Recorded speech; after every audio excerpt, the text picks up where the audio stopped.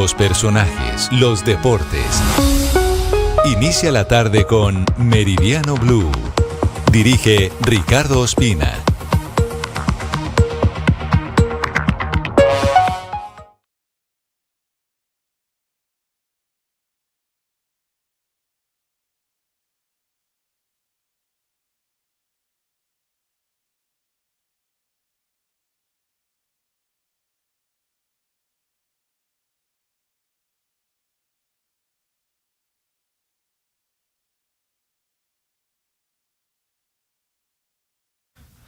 Es la 1:01 p.m. Como siempre, es un gusto saludarlos. Estamos en Meridiano Blue. Hoy es miércoles 3 de septiembre y se acerca la hora definitiva para el partido crucial este jueves a las 6:30 de la tarde, Colombia-Bolivia, el día señalado para la clasificación de Colombia a la Copa del Mundo de 2026. Comenzamos con música de la Selección Colombia. Llega a esta hora, sale de la concentración del Hotel Dan en la ciudad de Barranquilla, Fabio Poveda, el abrebocas de este cubrimiento especial de Blue al lado de la Selección Colombia.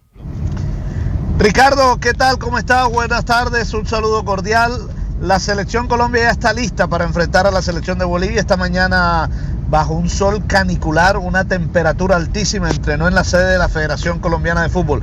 Mire, Ricardo, era tan alta la temperatura esta mañana que teníamos el celular grabando unos videos y se apagó el celular por la alta temperatura. El celular se calentó tanto que se me apagó y no pudimos seguir grabando las imágenes precisamente por esa razón.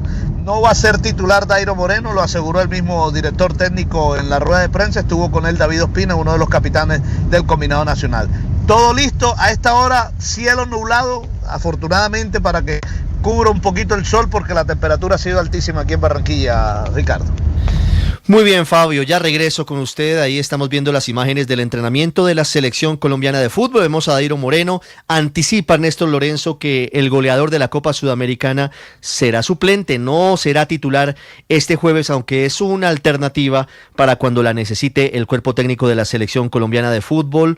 Se prepara la Barranquilla, está engalanada, casi lleno en su ocupación hotelera el departamento del Atlántico y su capital. Hubo hoy visita del alcalde Alejandro Char al césped del Estadio Metropolitano para verificar que todo esté a punto para el partido de este jueves. Vanessa Saldarriaga está en el Metropolitano también. Estamos desde el Estadio Metropolitano, aquí en la zona de la cancha donde mañana estará rodando esta pelota para el partido entre Colombia y Bolivia. La visita ya la hizo el alcalde metropolitano, verificando las condiciones de este césped, que les digo que está suavecito. Esto parece que uno estuviera caminando entre las nubes, así que no hay excusas para que esa pelota ruede mañana en el sentido correcto, y es hacia la cancha, hacia el arco, donde necesitamos anotar el gol. Lo que dice el alcalde de Barranquilla, Alejandro Char, es que todo está dispuesto para garantizar la seguridad, no solo dentro del escenario deportivo, sino también en más de 15 puntos de comercio, porque se espera más de 29,000 visitantes y además la salida de miles de personas a la calle para ver este partido. 140 cámaras de seguridad dentro y fuera del estadio,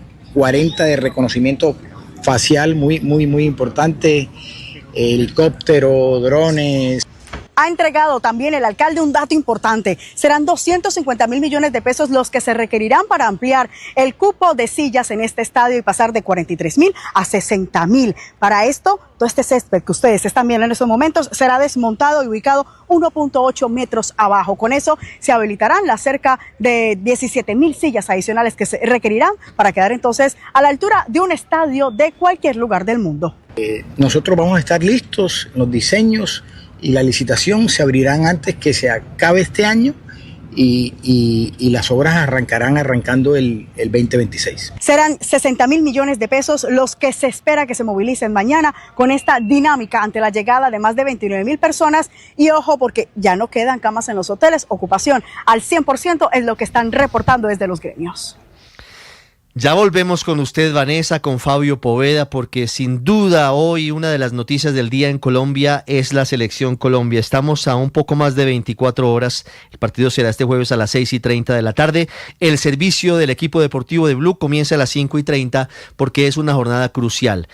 Llevamos 2 mundiales sin asistir. Colombia ausente del Mundial de Qatar y también del Mundial en el 18 estuvimos, en el 22 no estuvimos y esperamos regresar en el 2026. Una pausa y regresamos con más noticias. Vamos al Congreso. En el Senado está que arde la elección del nuevo magistrado de la Corte Constitucional.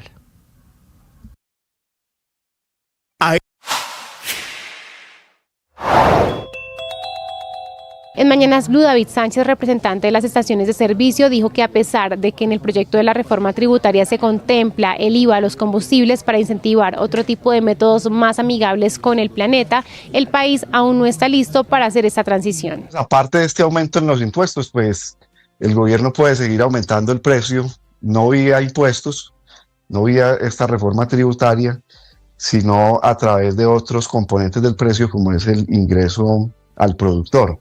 Ahí hay que tener algo también claro, y es que en la exposición de motivos de la reforma, el gobierno señala que lo que se busca también es incentivar el uso de otras formas alternativas más amigables con el medio ambiente. Sí, pero las motos, sin embargo, nosotros las motos solo funcionan con gasolina, pues uno no puede... Sí, no, y nosotros que atendemos la demanda de la movilidad del país, pues la realidad es que el 98% de la matriz de movilidad en Colombia es fósil. Casi que todo lo que se transporta, mercancías, productos, personas, es vía transporte terrestre automotor, que obviamente usa gasolina y diésel. Suscríbanse a nuestro canal de YouTube para acceder a este y más contenidos. En Blue le ponemos cara a la radio.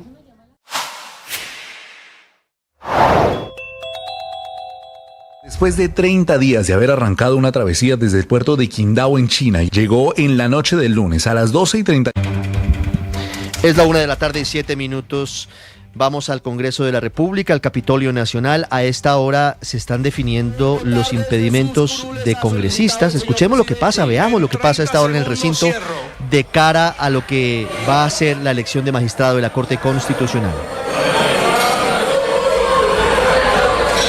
Ahí está lo que está ocurriendo. Se cerrará en minutos la votación. Señor secretario, cierre el registro. Lidio García, del Partido Liberal, preside la sesión. Es el presidente del Senado de Colombia bajo estrictas medidas. No dejó entrar a los ministros, no dejó entrar a los asesores, no dejó entrar a los periodistas y el gobierno no está muy contento. El gobierno tenía mucho interés, entre ellos el ministro de Trabajo, de entrar a la sesión. No sé si interés que tuviera que ver con la elección del magistrado de la Corte Constitucional. Don Andrés Carmona, ¿qué pasa a esta hora? Antes le doy un dato muy cortico, don Andrés. No hay quórum por ahora para la sala extraordinaria del Consejo Nacional Electoral, que busca, en teoría, revocar la habilitación a 2 congresistas, 2 senadores de Cambio Radical, para la votación del día de hoy.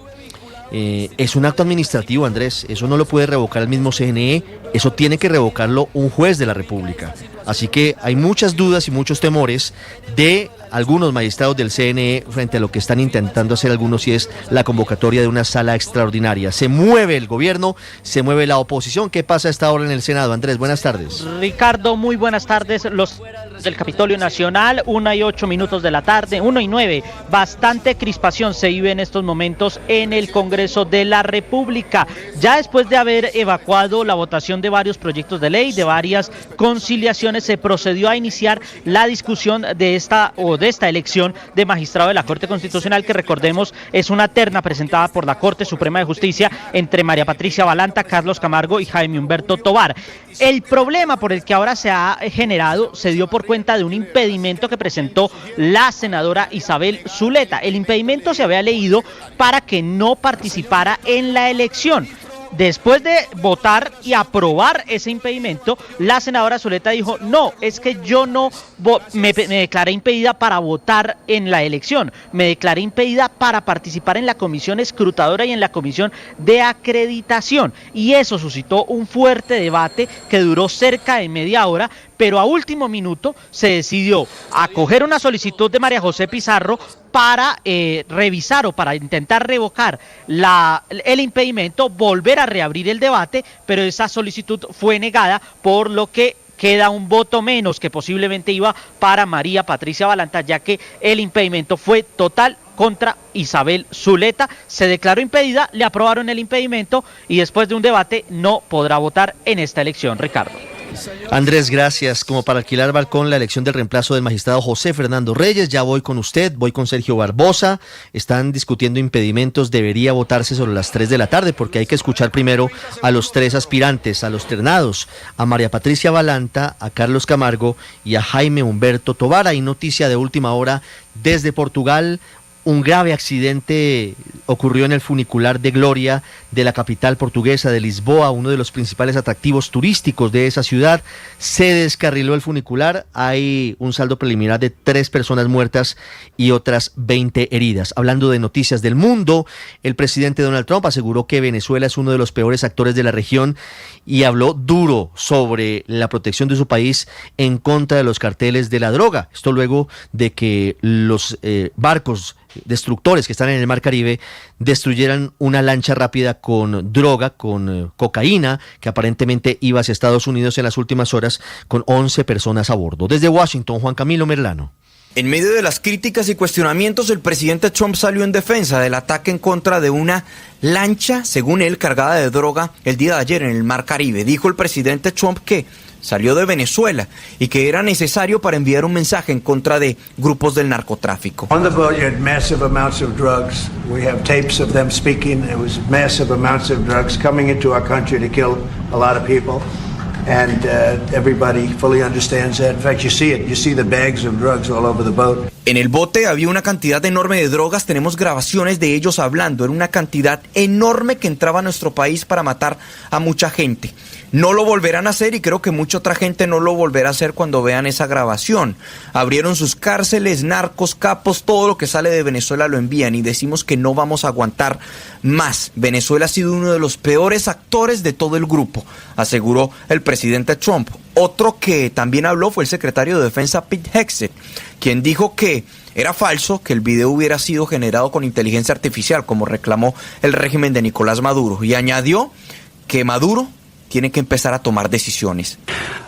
No, the only person that should be worried is Nicolás Maduro, who's running effectively as a kingpin. La única persona que debería estar preocupada es Nicolás Maduro, quien está encabezando efectivamente un narcoestado como un capo de la droga. No fue elegido y está acusado con una recompensa por $50 millones. Así que Maduro tiene que tomar algunas decisiones, dijo el secretario de Defensa. Hablamos ahora, Juan Camilo, de graves alteraciones del orden público en el país. Hablamos del secuestro de un menor de edad, del hijo del exalcalde de Miranda, Cauca, en las últimas horas. Los responsables serían las disidencias de las FARC. Felipe García. Samuel Londoño Escobar, el joven de 17 años, se movilizaba en una motocicleta acompañado de 2 menores de edad cuando fue abordado por 3 hombres armados que lo obligaron a subir a un vehículo Nissan gris en el que emprendieron la huida hacia el municipio de Florida en el Valle del Cauca. Esto fue exactamente en la estación de servicio de Miranda, ubicada en la parcelación El Espezuelo. Las autoridades indicaron que en la zona tienen presencia el Frente 57 Yair Bermúdez y el Frente Dagoberto Ramos, estructuras disidentes de las FARC vinculadas a secuestros, extorsiones y narcotráfico. Por ahora, los organismos de inteligencia trabajan en la verificación de la autoría, aunque la operación de búsqueda inicial se vio afectada por bloqueos indígenas en el sector que impidieron el despliegue inmediato de las unidades del Gaula. El caso, que involucra al hijo de Samuel Londoño Ortega, exalcalde de Miranda y actual gerente de la industria licorera del Cauca, es materia de investigación por parte de la Fiscalía y el Gaula Militar, que ya activaron un plan candado y acompañamiento a la familia de la víctima. 1:14, hablando de alteraciones del orden público, Felipe, a esta hora se reporta un nuevo ataque contra la policía en el departamento de Arauca. ¿Qué pasó? Sí, señor, un fuerte enfrentamiento armado se registró hace apenas unos momentos en el casco urbano de Saravena, en Arauca, donde se desató una fuerte balacera en inmediaciones del anillo de seguridad que protege la zona central del municipio. De acuerdo con información preliminar, un uniformado de la policía perdió la vida en medio de este ataque, mientras otro resultó herido y recibe en estos momentos atención médica. Además, 2 civiles a Ricardo habrían quedado lesionados en medio del cruce de fuego, lo que aumenta la preocupación por el impacto en la población ajena a este enfrentamiento. Las autoridades y unidades de reacción inmediata activaron un operativo para recuperar el control de la zona y dar con los responsables del ataque, que según información preliminar serían integrantes del ELN. Felipe, gracias. Y vamos a Manizales, donde hombres armados quemaron 3 camiones en la vía que comunica a Pereira con Tadó en Chocó. Cristian Zuluaga. El hecho ocurrió en un sector conocido como Peñas del Olvido, sobre la vía que comunica a Pereira en Risaralda con Tadeo en el Chocó. Hombres armados detuvieron el tráfico y quemaron 3 camiones tipo turbo. Uniformados del ejército y de la policía de ambos departamentos están haciendo tránsito a la zona para atender la situación y así poder recuperar el orden público en esa arteria vial. Hasta el momento se desconoce qué grupo armado es el responsable de la quema de los vehículos. Sin embargo, las autoridades de Risaralda han comunicado en diferentes ocasiones la presencia de la guerrilla del ELN y también del Clan del Golfo en esa zona del departamento. Recientemente, Eisenhower Zapata, quien es líder de la mesa de víctimas del eje cafetero, denunció la presencia de integrantes del Clan del Golfo en esa zona y detalló que están adelantando acciones violentas con el ELN y otras estructuras delincuenciales en una lucha por el control de territorios. Por otra parte, Diego Mejía, alcalde de Mistrató, recientemente también indicó que había presencia de grupos armados en su territorio e incluso pidió a la UNP que le asigne un esquema de seguridad ante la compleja situación de esa zona rural del departamento de Risaralda. Cambiamos de tema y hablamos del enredo en el que se ha convertido el asunto del manejo de la compra de almacenamiento en la nube para entidades públicas. Se mete la Procuraduría a poner la lupa sobre esa multimillonaria contratación. Marcela Peña. Ricardo, y es que la Procuraduría va a hacer visitas técnicas directamente a Colombia Compra Eficiente, la entidad encargada de manejar el acuerdo marco de compra. Acuérdese que ese acuerdo dejó de estar vigente el pasado 1 de septiembre. ¿Qué implica eso? Que todas las entidades públicas que quieran comprar almacenamiento en Internet van a tener que hacerlo a través de licitaciones. ¿Por qué se venció? Porque el gobierno insiste en que quiere hacer cambios al instrumento para permitir que empresas colombianas puedan ofrecer este servicio. Por este tema ya tuvimos una fuerte protesta de la Embajada de Estados Unidos en Colombia, ya que las empresas que actualmente le prestan el servicio a nuestro país son 4 multinacionales de la tecnología, todas con sede en Estados Unidos. 1:17, hay noticia desde la JEP que tiene que ver con un ex jefe paramilitar de los Llanos Orientales del departamento de Casanare, Cristian Correa.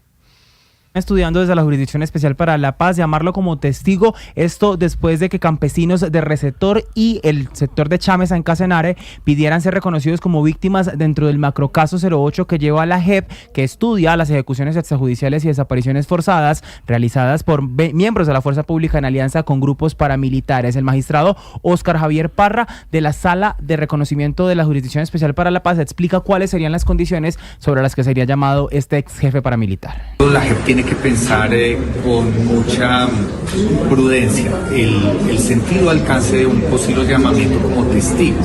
Nosotros estamos llamando a algunos paramilitares como testigos, pero también en escenarios donde existan condiciones para que no haya revictimización y que sea información que podamos contrastar. Recordemos que Martín Llanos es uno de los ex jefes paramilitares más temidos de los Llanos Orientales. Fue señalado de más de 10.000 crímenes, incluidos asesinatos y desapariciones forzadas y desplazamientos en el Meta, en el Casanare y en el Bichada. Cristian, gracias. Y se dilata el caso contra el periodista José Manuel Vega, investigado por el delito de extorsión. Carila Peña. Este proceso judicial ha sido señalado como polémico por la defensa, pues mientras la Unidad Nacional de Protección reconoce al periodista como víctima en riesgo extraordinario, la Fiscalía avanza en este proceso judicial tras la denuncia de Andrés Fernández, funcionario público del Cesar, investigado previamente por el periodista Vega por presunta corrupción. En el marco de la audiencia de imputación, la defensa del periodista presentó una impugnación de competencia de cambio de radicación, con el fin de trasladar el caso fuera del distrito judicial del Cesar. El argumento central se basó en la necesidad de garantizar imparcialidad, considerando que existen antecedentes procesales que vinculan a Fernández, víctima en este proceso, como presunto agresor por lesiones y amenazas contra Vega. Sin embargo, la Fiscalía consideró contradictorio los cuestionamientos al criterio del distrito judicial. José Manuel Vega es víctima de amenazas y es víctima de lesiones, y la defensa no ha objetado la imparcialidad. Y hoy cuando está indiciado, cuando es indiciado, entonces dice, ojo, que la imparcialidad de los funcionarios judiciales en Valledupar está comprometida. La Sala de Casación Penal de la Corte Suprema de Justicia deberá decidir si el proceso continúa en el Cesar o se asigna a otro distrito judicial. 1:20, hay molestia en las autoridades de Medellín porque un colombiano y un estadounidense presuntamente involucrados en delitos sexuales contra menores de edad quedaron en libertad. Danilo Arias. Sí, Ricardo, es que varias horas después de que se diera a conocer que el colombiano y norteamericano involucrados en caso de explotación sexual con 2 niñas en el occidente de la ciudad fueran dejados en libertad, el alcalde de Medellín, Federico Gutiérrez, fue severo en asegurar que le genera mucha preocupación que las autoridades hayan decidido que ambos hombres afronten su proceso por fuera de un centro penitenciario. El mandatario indicó que no se explica cómo fueron dejados en libertad cuando los hallaron en flagrancia. Para mí no es aceptable, yo tengo que ser coherente con esa lucha que estamos dando acá, con toda, contra la explotación sexual de niños, niñas y adolescentes. Yo soy muy respetuoso de las decisiones de la justicia, pero en este caso no puedo compartir esa decisión. Sobre este suceso hay que mencionar que no es la primera vez que un extranjero capturado por explotación sexual de menores de edad es dejado en libertad. El caso más representativo es el de Timothy Alan Livingston, quien tras ser hallado con 2 menores de edad se fugó hacia los Estados Unidos, Ricardo.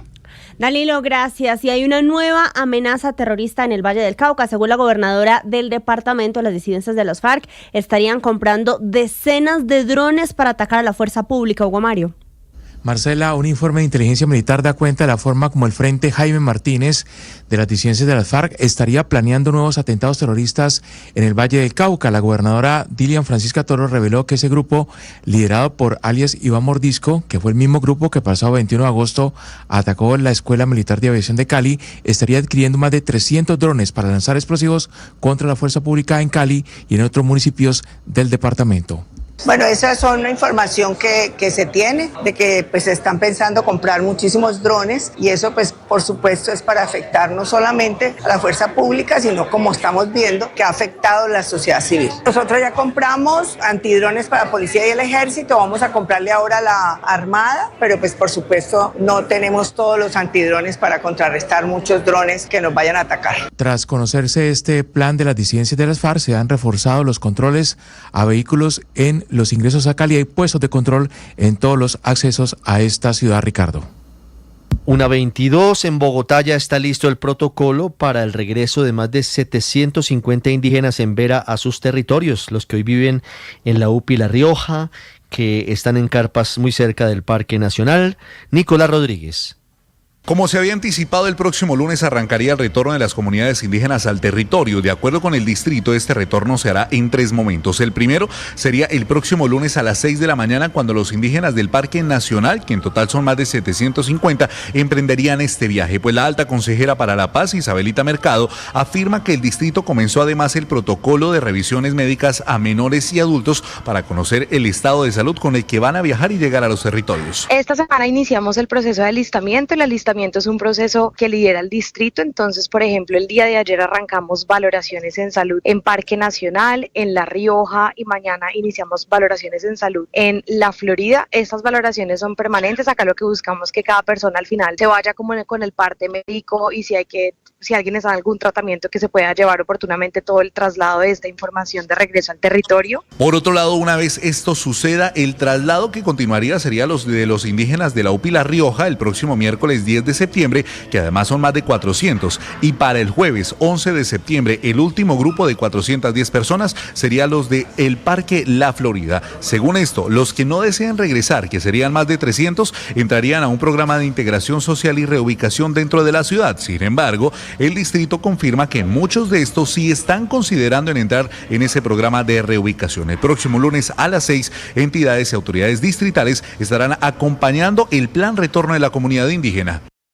Hablamos ahora de las noticias del mundo, del juicio contra el expresidente de Brasil, Jair Bolsonaro, de Irán, que estuvo a nada de tener un arma nuclear, de las reuniones de alto nivel México-Estados Unidos y de la fórmula de la longevidad en Rusia y China. Todo el mundo con César Moreno. Hola, muy buenas tardes. El abogado de Jair Bolsonaro sostuvo que su absolución es imperiosa en la última intervención de la defensa antes de que la Corte Suprema de Brasil dictamine si el expresidente tramó un golpe de Estado. El máximo tribunal dará su veredicto la próxima semana, exactamente el 12 de septiembre. Irán aceleró el ritmo de producción de sus reservas de uranio enriquecido al 60%, un umbral muy cercano al 90% necesario para fabricar un arma nuclear, según un informe del Organismo Internacional de la energía atómica. La Agencia de Vigilancia Nuclear de las Naciones Unidas precisó que al 13 de junio del 2025 es la fecha que corresponde al inicio de la guerra, que duró unos 12 días, desencadenada por un ataque de Israel contra Irán. El total ascendía a 440,9 kilogramos de uranio, lo que supone un aumento de 32,3 con respecto al 17 de mayo. Mejor dicho, Irán ya estaba a punto de conseguir un arma nuclear si Israel no hubiera atacado. Y la presidenta de México, Claudia Sheinbaum, dijo que no es verdad, que esté asustada y que México está controlado por los carteles del narcotráfico, como afirmó el pasado viernes Donald Trump. No voy a entrar en el debate. Pero bueno, ha sido reiterado que... Pues sí, pero ya lo he dicho en otras ocasiones, porque no es la primera vez que lo menciona.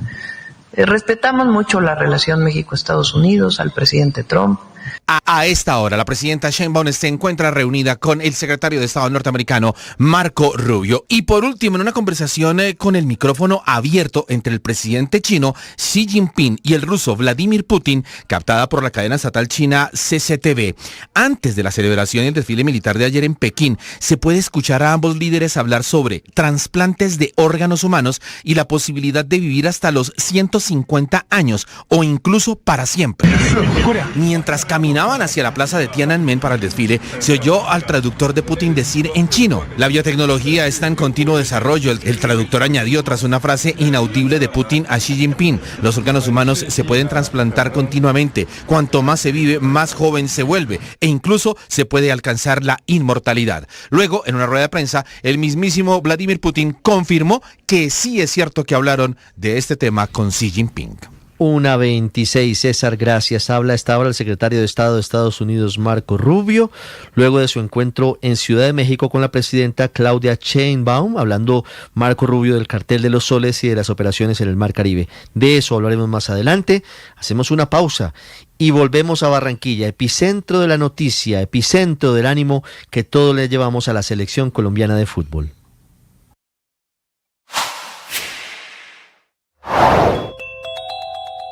¿De cuánto sería el impacto del IVA a la gasolina si se aprueba la reforma tributaria propuesta por el gobierno nacional? A esta pregunta respondió David Jiménez, representante de las estaciones de servicio. El aumento para el 2026 por galón de gasolina corriente es cerca de 1.020 pesos, entre lo que es el aumento en el IVA y en el impuesto al carbono. Y en el caso del diésel sería de cerca de 650 pesos en el 2026.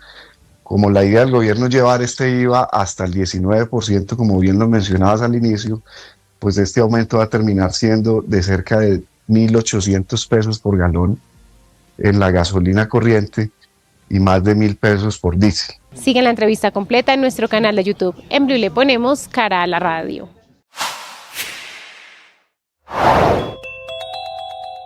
Tanto el presidente como el ministro de Hacienda insistían ayer frenéticamente que la reforma no golpea la canasta familiar. Afirmación que es absolutamente falsa, pues esta tributaria sí golpea varios de los 443 productos de la canasta familiar, en particular los combustibles y los licores y el tabaco, dos de las 12 divisiones de gasto que mide todos los meses el DANE para calcular el índice de precios al consumidor y que son parte de la canasta familiar de los hogares colombianos. En el caso de los combustibles para vehículos, con una ponderación del 2.9% en el índice general de la canasta familiar, del 1.23% en la canasta de los pobres y del 3.39% en la canasta de los más ricos. En el caso de los licores, con una ponderación del 1.7% en el índice general de la canasta familiar y del 1.8% en la canasta de los más pobres, cosa que, por ejemplo, en el caso concreto del aguardiente, tiene un peso del 0.15% en la canasta familiar general, en tanto que whisky, ron, brandy, vodka, ginebra, coñac, tequila.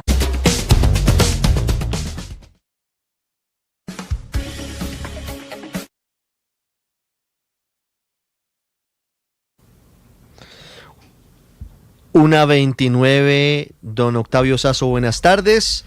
Adelante con los deportes. Tenemos cubrimiento especial del equipo deportivo de Blue desde Barranquilla con toda la eliminatoria, hombre, con música de Ryan Castro a esta hora, porque mañana ganamos, hay que ganar como sea. Fabio dice que hay que golear. Yo me conformo con un 1-0.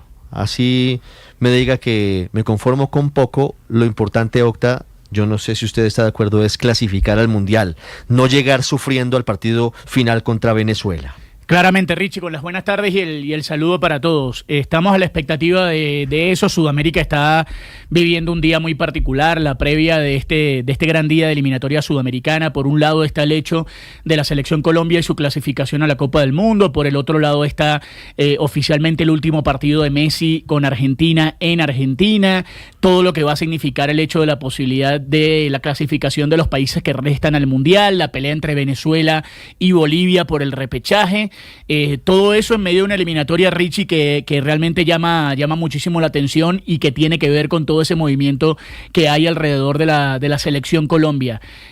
Claramente, más allá de todo eso y de la posibilidad real de que Colombia le pueda pasar por encima a la selección boliviana, lo importante del día de mañana es que Colombia consiga el objetivo. Luego se verá cómo se juega el fútbol, si el equipo tiene, margen de mejora o no, si va a llevar a otros jugadores o no al Mundial. Lo importante mañana es que Colombia clasifique de una vez al Mundial para evitar jugar con esa presión que significa el hecho de cerrar la eliminatoria en Venezuela, que ha sido un rival muy incómodo para Colombia, sobre todo en las últimas eliminatorias. Así Octa, que sí.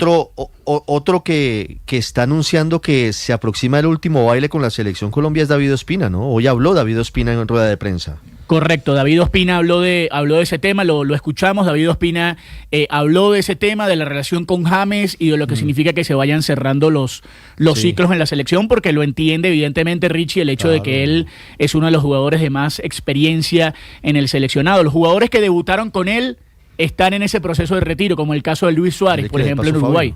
Entonces ahí está el hecho. Fabio Poveda está con nosotros, como siempre, desde Barranquilla, siguiendo la selección nacional. Fabio, ¿cómo estás? Buenas tardes. Ota, ¿qué tal? ¿Cómo está? Buenas tardes. Un saludo para usted, para Ricardo, por supuesto, para todos los oyentes. Bueno, perdónenme, pero yo discrepo con ustedes. A ver. Yo un 1-0 no voy a venir mañana a celebrarlo. Jamás. Lo escuché ayer. Colombia frente a Bolivia. Eso está más que obvio. Yo lo dije ayer que el partido terminaba 3-4-0 y que entraba Dairo y lo celebraban, pero es que Richie, Ricardo, Fabio sufre mucho y vamos a darle la derecha al pobre hombre que está ahí sufriendo. Yo sé. Lo que pasa es que tenemos que ser realistas, Fabio. La selección no está jugando bien. No está pero es Bolivia, bien. Ricardo, Entonces, es Bolivia. No vamos a enfrentar a Argentina ni a Brasil. Vamos a enfrentar a Bolivia. Contra Perú? ¿Pero cómo quedó el partido contra Perú, que era el colero? Por eso tampoco puede pasar. No, pero hay que hacer, si hay que ser realistas, Richie, la verdad es que esta generación boliviana, esta selección de Colombia que se va a enfrentar mañana a Colombia, no puede hacerla sufrir. O sea, si Colombia sufre mañana frente a Bolivia, no puede ir al Mundial. No merece clasificar al Mundial. Claro. ¿Cómo quedó el partido Colombia-Bolivia en La Paz? ¿Me recuerdan ustedes? Pero eso fue en el alto. En el alto. Ricardo, eso no existe, Eso no, ahí no hay nada, hay que jugar una eliminatoria aparte. Eso fue pegadito al cielo, entonces ya eso es otra cosa. Las casas de apuestas. Yo estoy confiado de que aquí vamos a ganar y vamos a golear, vamos a ganar con convicción, vamos a pasar por encima de Bolivia porque Colombia es mucho más que Bolivia. Mire, las casas de apuestas están dándole a Bolivia más posibilidades que a Colombia. ¿Me traduce, por favor, el oyente que me está enviando esta información? Porque eso no puede ser. ¿Le está dando más posibilidades? ¿Está pagando más a Colombia que a Bolivia? Sí. No, es así. Que es que yo no entiendo estas cosas. Yo nunca he apostado en plataformas. No, al revés, ¿cierto? Sí, o sea, sí, claro. No, si paga más por un triunfo de Bolivia es porque da favorito porque el favorito es Colombia, exacto. Exactamente. El favorito es Colombia. Ajá. Yo me conformo con 0-0. Yo no sé si necesitamos ir al Mundial. No me importa cómo. Eso es la verdad. Está bien. Mire, apostar por Bolivia, apostar por Colombia, por Bolivia paga 20 veces. O sea, Colombia es el favorito para el partido de mañana. Claramente. Esperamos que gane Colombia. O sea, va a ganar por cada Colombia, dólar, Fabito. por cada peso que usted apueste le pagan 20 si gana Bolivia. Imagínese usted. Bueno. Entonces, bueno, mire, a propósito de Colombia, habló David Ospina, uno de los grandes capitanes históricos de la selección, el jugador que más partidos ha jugado con la camiseta de la selección Colombia, y esto dijo hoy en rueda de prensa. No te tengo la respuesta 100%, pero puede pasar, puede ser. Por eso lo decía anteriormente, quiero disfrutarlo al máximo, quiero seguir aportando lo más que pueda dar para la selección, para mis compañeros, poder conseguir el objetivo en estos 2 juegos que vienen y bueno, ya tendremos el tiempo para tomar decisiones, pero hoy en día estoy muy feliz de estar de nuevo vistiendo la camiseta de mi país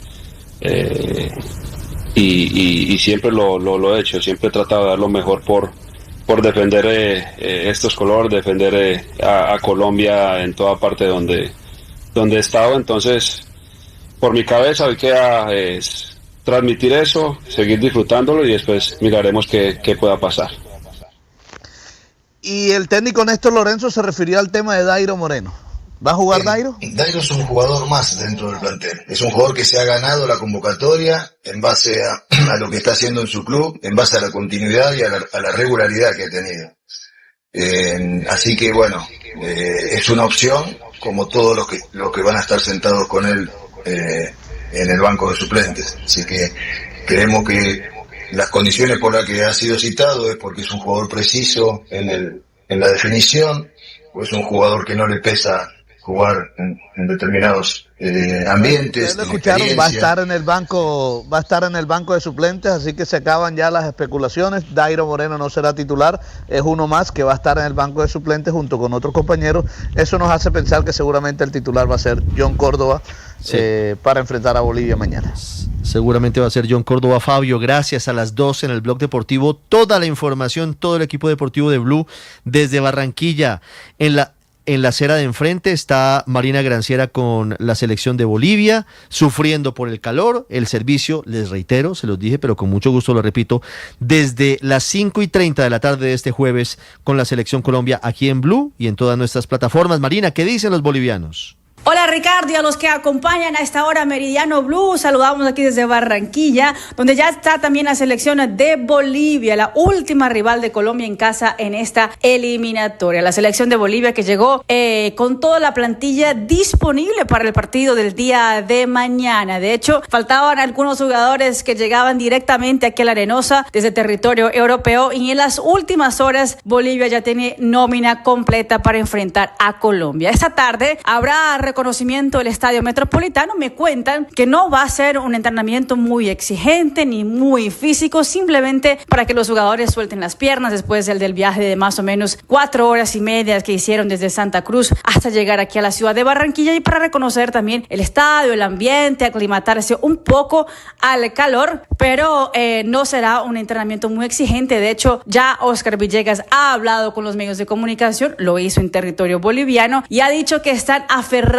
a toda la posibilidad que tienen a esta hora, que no dependen de sí mismos, porque dependen también de que Venezuela caiga frente a la selección de Argentina y que ellos hagan alguna cosa, algún punto lo pueda arañar aquí en la ciudad de Barranquilla para poder aspirar a tener chances de ir al repechaje a la Copa del Mundo. Recuerden que Bolivia no va al campeonato mundial desde esta gran selección boliviana que logró la hazaña en el año 93 para llegar al mundial del 94. Han pasado 30 años y obviamente lo que aspiran los bolivianos es a esta poca, pero una realidad todavía matemática de quedarse con el cupo hacia el repechaje. Nómina completa, todos listos aquí en Barranquilla, los jugadores de Bolivia en el sitio de concentración y esta tarde harán entrenamiento, eso sí, a puerta cerrada. Todo el secreto para un partido que promete en el día de mañana. Un abrazo, compañeros.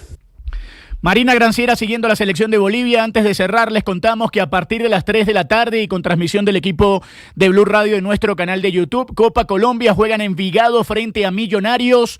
Luego a las 5:15, América de Cali frente a Bucaramanga. Bucaramanga tiene la ventaja de 1-0 frente al América. El América está por anunciar a su nuevo entrenador. Mientras tanto, a las 7:30 de la noche, Independiente Medellín y Fortaleza 0-0 la serie. Noche y tarde de Copa Colombia el día de hoy también y por supuesto toda la información acá en Meridiano Blue.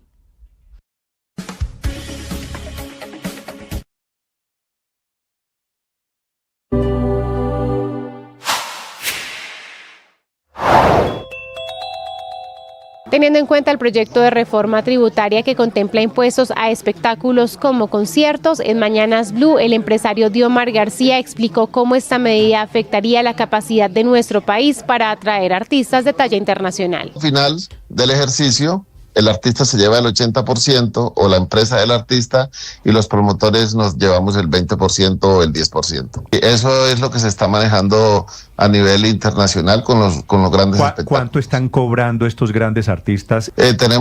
Creo que hay valores entre 1 millón, 2 millones, 2,5 millones de dólares que al final del ejercicio se puede llevar un artista, que adicional a esto, ese artista, ese valor también genera otro impuesto para el gobierno, ¿sí? Que es la retención en la fuente, que hay que, retenerle a la utilidad final del artista y pagársela al Estado. Sí, y esos 2 millones o 3 millones de dólares ¿incluyen todo el montaje del concierto? Sí, incluyen toda la parte técnica y toda la de gastos operativos para la venida de un artista de esta magnitud. Sigan esta entrevista en nuestro canal de YouTube. En Blue le ponemos cara a la radio.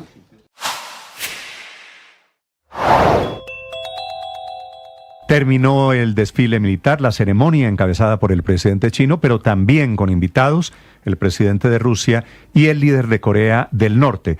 Un espectáculo, el de esta mañana, meticulosamente coreografiado para enviar mensajes de la nueva geopolítica, de nuevas alianzas, mensajes hacia el mundo occidental. Todo el mundo estaba pendiente de ese desfile que se mostraba, se anunciaba como el más grande de la historia reciente de China, pero lo que están diciendo los expertos, que es el tecnológicamente más avanzado que se haya visto hasta el momento. La verdad es que es un desfile impresionante y una exhibición sin precedentes de nuevo. Estaba planeando la posible entrega de Elder José Arteaga, alias El Costeño, todo esto hablando de Plata o Plomo, la organización criminal que planificó el asesinato del senador y precandidato Miguel Uribe Turbay, este magnicidio que tiene vasos comunicantes con las disidencias de las FARC, el dossier de alias Harold, lo que tienen en su poder las autoridades. Felipe. Hola Ricardo, sí señor, Blue Radio conoció en exclusiva este documento por el magnicidio de Miguel Uribe Turbay que revela que Harold Daniel Barragán, alias Harold,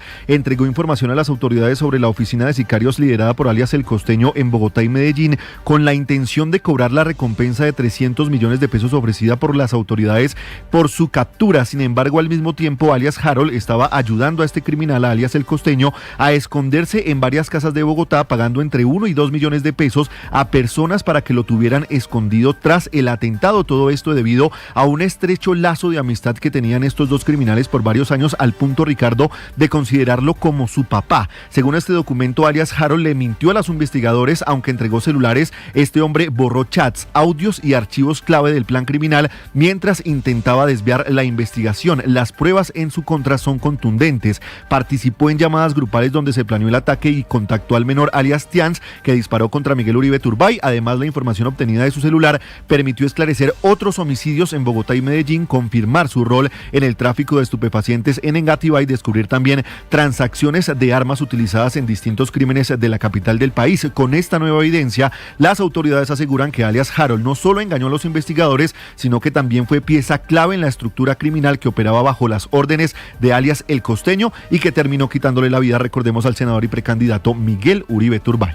Detalles de esta información, Felipe, en bluradio.com. Y ahora vamos a hablar de pasaportes, porque en julio se firmó el convenio con Portugal para que sea la imprenta nacional quien los produzca, pero la semana pasada se extendió por 8 meses más el acuerdo para que la firma Thomas Gregg & Sons lo siga haciendo. Se supone, Caterina Ávila, que la imprenta nacional tiene que prepararse y adquirir tecnología para poder asumir la tarea de los pasaportes. ¿En qué va el proceso?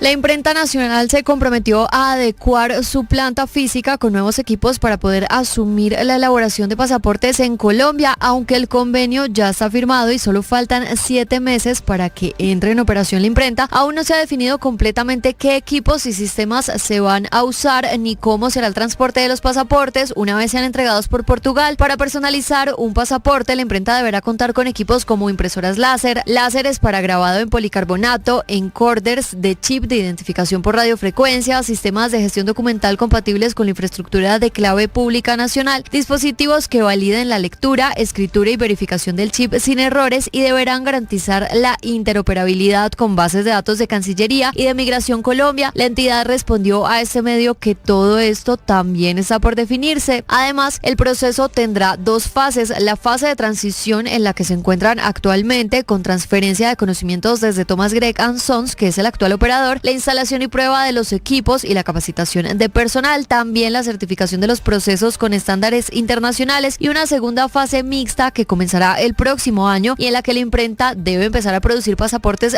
poco a poco. Thomas Gregg & Sons seguirá manejando partes claves como sistemas de codificación o validación biométrica y se revisarán indicadores de calidad, eficiencia y desempeño para estabilizar el proceso. Divisas, bolsas y mercados en Meridiano Blue. Marcela Peña, información exclusiva que tiene que ver con un tema técnico, pero que yo le pediría que nos explique sobre los gastos en el presupuesto que no se pueden cambiar. Eso es lo que llaman los expertos la inflexibilidad. El gobierno dice que eso hace que necesite una nueva reforma tributaria o ley de financiamiento, pero la verdad es que este no es el momento de la historia en el que ha estado más inflexible ese asunto de los gastos. ¿Qué dice el Comité Autónomo de la Regla Fiscal, Marcela? Pues Ricardo, estamos discutiendo una reforma tributaria de 26,3 billones de pesos porque el presupuesto del otro año no tiene los suficientes recursos. ¿Y por qué no los tiene? Porque el gobierno suspendió la regla fiscal y autorizó un mayor déficit, entre otras cosas, hablando de lo que le cuesta al país ese tema de que existan gastos amarrados por ley y por constitución. Recordemos lo que en su momento dijo el ministro de Hacienda, Germán Ávila. Es bueno aclarar que si esta medida no la tomáramos, serían de tal magnitud los esfuerzos fiscales que tendría que hacer el gobierno que prácticamente paralizaríamos la actividad económica. Dice el gobierno que si no suspende la regla fiscal, pues se paraliza la actividad económica porque todo está amarrado. El problema, Ricardo, es que las cifras del Comité Autónomo de la Regla Fiscal, que están viendo nuestros seguidores en nuestro canal de YouTube, están en el mismo nivel prácticamente desde 2019, el 90% de los gastos del presupuesto amarrados. Sí. Esto deja sin piso el principal argumento del gobierno para suspender la regla fiscal. Marcela, y pasemos al fact-check de lo que dijo anoche el presidente Gustavo Petro. El presidente dijo que los pobres casi no usan gasolina y que las secretarias pagan más impuestos que sus jefes, hablando de los grandes cacaos del país. Marcela, el fact-check de estas afirmaciones del presidente Petro. Comencemos recordando la polémica frase que hoy tiene el presidente Petro en la mira. Le ponemos impuestos a la gasolina, sí, pero el pobre no usa casi la gasolina. El que más usa gasolina es el de las 4 puertas.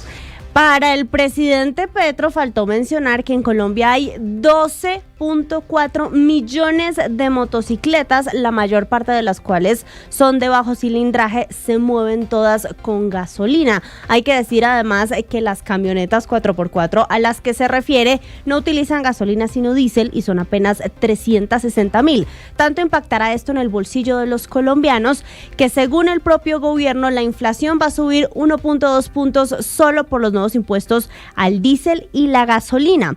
Además, hablando del tema de la tributación de la secretaria versus lo que paga su jefe, le preguntamos a Miguel Ángel Fandiño de PricewaterhouseCoopers qué opina de la afirmación. Entre mayores son mis ingresos, mayor es mi carga fiscal que asumo. Nosotros tenemos unas tarifas que son progresivas que van desde el 0 hasta el 39%.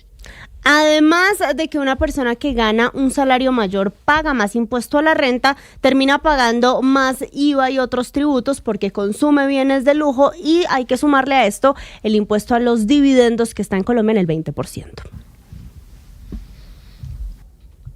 David Plata.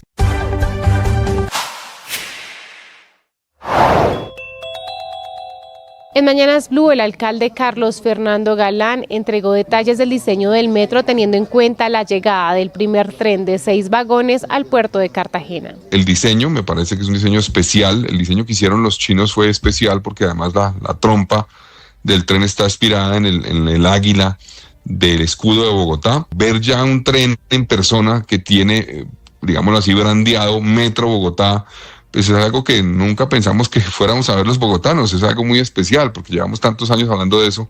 Entonces eso me impactó al ver el tren. Y es un tren muy moderno, es un tren de última generación en trenes urbanos. Como lo hemos dicho ya, es un tren automático, no tendrá conductor, tiene las ventanas un poco más amplias que el promedio de los trenes porque está pensado precisamente como tren elevado para que la gente pueda ver más fácilmente el exterior. En fin, es un proyecto que el tren tiene un sistema, además de recoger el 35% de la energía que se genera por el frenado del tren en la estación para distribuirlo nuevamente al sistema y ser más eficiente.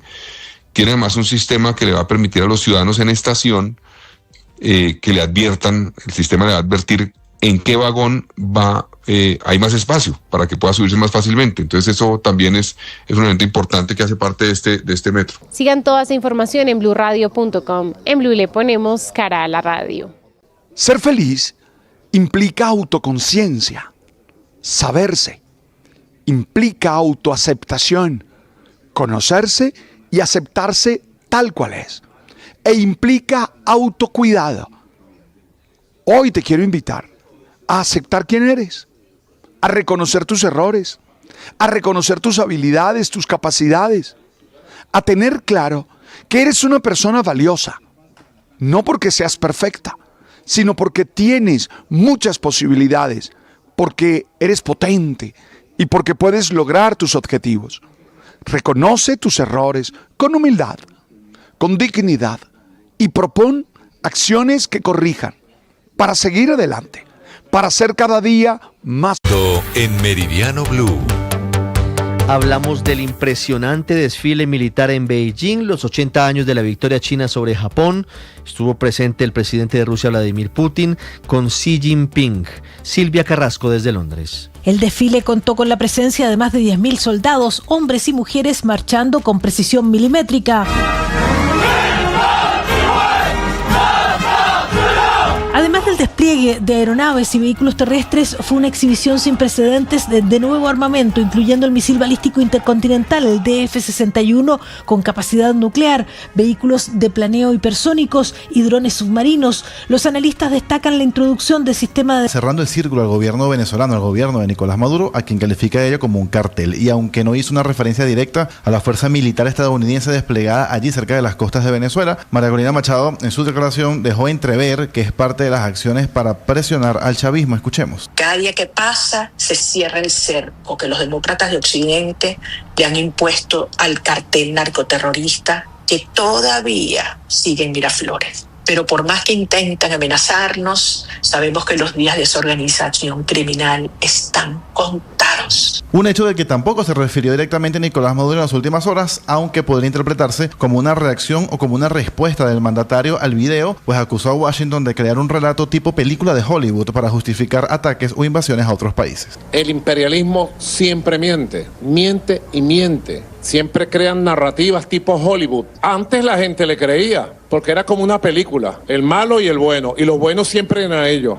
El catire, fuerte, así, los malos nosotros, los latinos o los asiáticos. Igual resaltar que hay voces en Venezuela que apoyan esta acción de Estados Unidos, en específico el Partido Voluntad Popular, que lidera Leopoldo López, quienes defendieron lo sucedido en el Mar Caribe, donde según Washington, fuerzas militares atacaron esta embarcación del narcotráfico. Ser feliz implica autoconciencia, saberse, implica autoaceptación, conocerse y aceptarse tal cual es, e implica autocuidado.